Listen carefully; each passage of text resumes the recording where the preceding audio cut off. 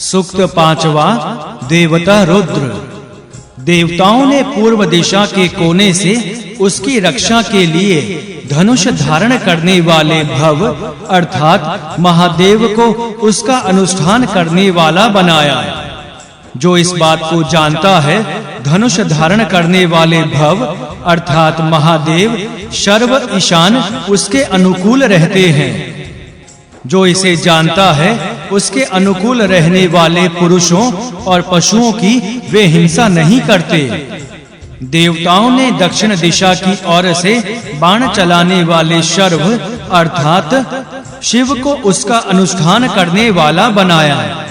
जो इस बात को जानता है, दक्षिण दिशा के कोण से शर्व भव और ईशान उसके अनुकूल रहते हैं। जो पुरुष और पशु उसके अनुकूल होते हैं, शर्व उनकी हिंसा नहीं करते। देवताओं ने पश्चिम दिशा के कोने से बाण फेंकने वाले पशुपति को उसका अनुष्ठान करने वाला नियुक्त किया। जो इस बात को जानता है, पशुपति पश्चिम दिशा के कोने से उसके अनुकूल रहते हैं। जो पुरुष और पशु उसके अनुकूल होते हैं, पशुपति उनकी हिंसा नहीं करते हैं। देवों ने पश्चिम दिशा के कोने से धनुष धारण करने वाले पशुपति को इसका अनुष्ठान करने वाला बनाया। देवों ने उत्तर दिशा के कोने से धनुष धारण करने वाले उग्र देव को इसका अनुष्ठान करने वाला बनाया। जो इस बात को जानता है, धनुष धारण करने वाले उग्र देव उत्तर दिशा के कोने से इसके पक्ष में रहते हैं। शर्व भव और ईशान उसे हानि नहीं पहुंचाते। जो पुरुष और पशु इसके अनुकूल होते हैं, उग्रदेव उनकी हिंसा नहीं करते। ध्रुव दिशा के कोने से देवों ने धनुष धारण करने वाले रुद्र को इसका अनुष्ठान करने वाला बनाया है। बाण धारण करने वाले रुद्र ध्रुव दिशा में इसकी रक्षा करते हैं। जो इस बात को जानता है, शर्व भव और ईशान उसे हानि नहीं पहुंचाते। जो मनुष्य और पशु इसके अनुकूल होते हैं, रुद्र उनकी हिंसा नहीं करते। देवताओं ने ऊपर की दिशा के कोने से धनुष धारण करने वाले महादेव को 13 अनुष्ठान करने वाला नियुक्त किया। जो इस बात को जानता है, महादेव ऊपर की दिशा के कोने से उसकी रक्षा करते हैं। जो पुरुष और पशु इसके अनुकूल होते हैं, उनकी महादेव हिंसा नहीं करते हैं। देवताओं ने उसकी सभी दिशाओं के कोनों से रक्षा करने के लिए धनुष धारण करने वाले ईशान को अनुष्ठान करने वाला नियुक्त किया। जो इस बात को जानता है, ईशान उसकी सभी दिशाओं के कोनों से रक्षा करते हैं। जो पुरुष एवं पशु उसके अनुकूल होते हैं, ईशान भव और शर्व उनकी हिंसा नहीं करते हैं। सूक्त छठा। देवता अध्यात्म व्रातय। वह व्रातय ध्रुव दिशा की ओर चल पड़ा। पृथ्वी, अग्नि, औषधि, वनस्पति तथा औषधियां उसके पीछे चले।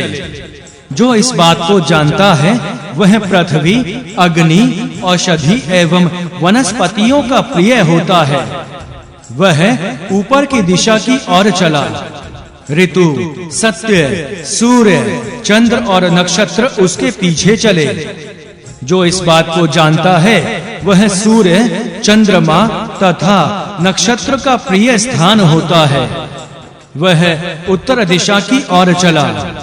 साम, यजु, ऋचाएं और ब्रह्म उसके पीछे चले।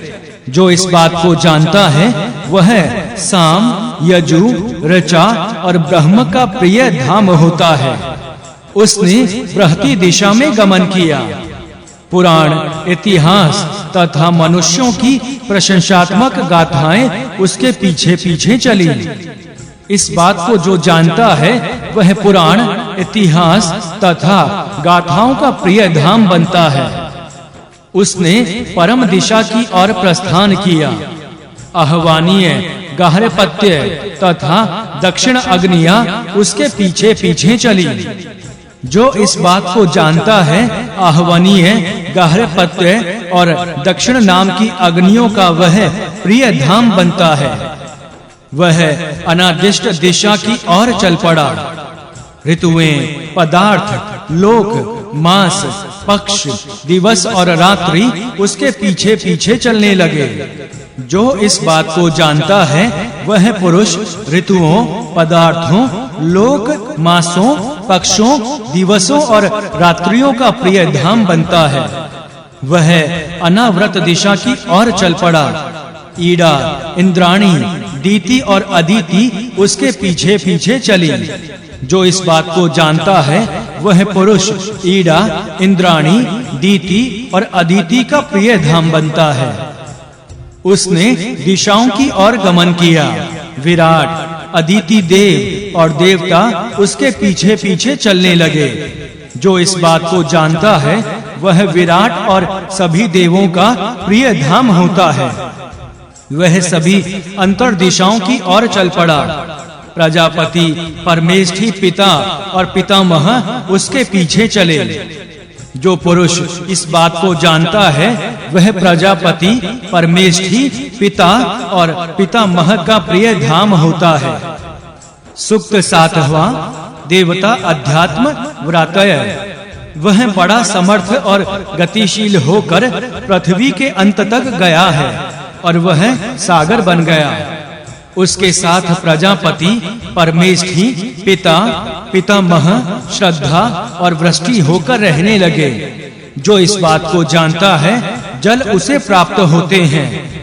उसे श्रद्धा और वर्षा प्राप्त होती है। श्रद्धा, यज्ञ, लोक, अन्न और खान पान उसके चारों ओर रहने लगे। जो यह जानता है, उसे श्रद्धा प्राप्त होती है, उसे लोक प्राप्त होते हैं, उसको अन्न प्राप्त होता है और उसको खान पान प्राप्त होता है। सूक्त 8वां, देवता अध्यात्म व्रातय। वह अनुरक्त हुआ, उसके बाद वह राजा बन गया।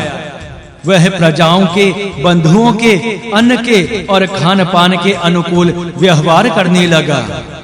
जो पुरुष इस बात को जानता है, वह प्रजाओं, अन्नों और खान पान का प्रिय धाम होता है। सूक्त 9वां, देवता अध्यात्म व्रातय। उसने प्रजाओं के अनुकूल व्यवहार किया। इससे समिति, सभा, सेना और सुख उसके अनुकूल हुए। इस बात को जानने वाले सभी समिति, सेनाओं को सुरानुकूलता प्राप्त करता है। सूक्त 10वां, देवता अध्यात्म व्रातय। ऐसा विशेष ज्ञानी व्रातय जिस राजा का अतिथि हो, राजा उसका सम्मान करे। ऐसा करने से व्रातय राष्ट्र को तथा शस्त्र शक्ति को नष्ट नहीं करता। इसके बाद ब्रह्म बल और शास्त्र शक्ति को हम किसमें प्रवेश करें? ब्रह्म बल बृहस्पति में और शास्त्र बल इंद्र में प्रवेश करें। तब ब्रह्म बल बृहस्पति में और शास्त्र बल इंद्र में प्रविष्ट हुए। आकाश ही इंद्र है और पृथ्वी ही बृहस्पति है। आदित्य शस्त्र बल है और अग्नि ब्रह्म बल है। जो पृथ्वी, बृहस्पति और अग्नि को ब्रह्म जानता है, वह ब्रह्म बल और ब्रह्म वर्च को प्राप्त करता है। जो आदित्य को शस्त्र और धुलोक को इंद्र जानता है, उसे इंद्रियां प्राप्त होती हैं। सूक्त 11वां, देवता अध्यात्म व्रातय। इस प्रकार का विशेष ज्ञानी व्रातय जिस घर में अतिथि हो, उसे स्वयं आसन देकर कहे, हे व्रातय, तुम कहाँ निवास करते हो? यह जल है। हमारे घर के व्यक्ति तुम्हें संतुष्ट करें। तुम्हें जो प्रिय हो, जैसा तुम्हारा वश हो और जैसा तुम्हारा काम हो, उसी प्रकार का रहे। यह कहने पर कि हे व्रातय, तुम कहाँ रहोगे, देवयान मार्ग ही खुल जाता है। व्रातय से यह कहने वाला कि हे व्रातय, यह जल है, अपने लिए जल को ही खोल लेता है। यह कहने वाला कि हमारे व्यक्ति तुम्हें तृप्त करें, अपने ही प्राणों को सींचता है। ऐसा जानने वाला व्यक्ति प्रिय पुरुष को प्राप्त होता हुआ प्रिय पुरुष का भी प्रिय हो जाता है। यह कहने वाला कि जैसा तुम्हारा वक्ष है वैसा ही हो, अपने हेतु वक्ष को खोल लेता है।